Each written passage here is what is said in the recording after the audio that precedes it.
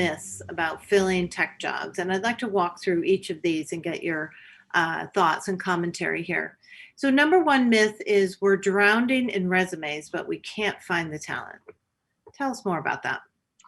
So which is a very important point. And all three myths, as Bob said, are like highly practical and it's easy to solve it, right? So let's start with the drowning in resumes.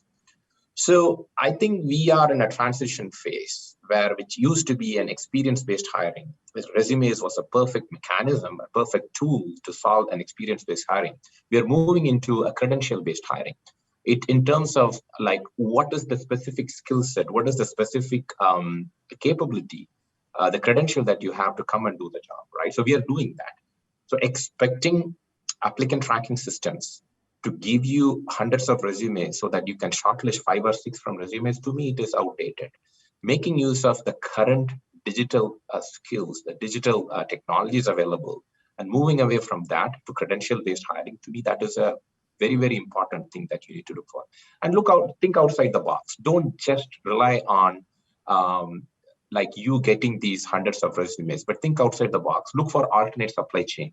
Look for alternate mechanisms, how these talent can be sourced. So I think this is the step one that a leader can do to change culturally, to change the way each companies can hire, actually.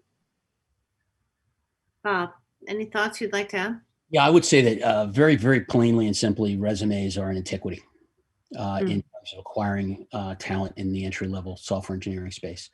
My experience was that it told you very little about the candidate. In terms of skills, everybody throws C++ and Python and Java. They throw all of the skills that they've learned in academia on paper.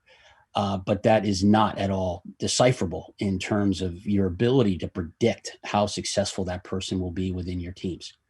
And I think one of the things that it certainly doesn't predict is the ability to retain those people and nurture them and professionally develop them. And one of the things that is least talked about as part of the entry-level talent acquisition game is the value destruction of churn.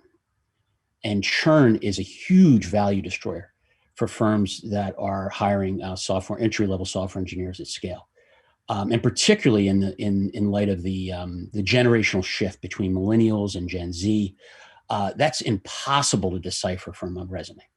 And I don't care how much machine learning you're applying to that. All that's doing is basically creating a file. And that file is also only as good as the machine learning that you're applying to it.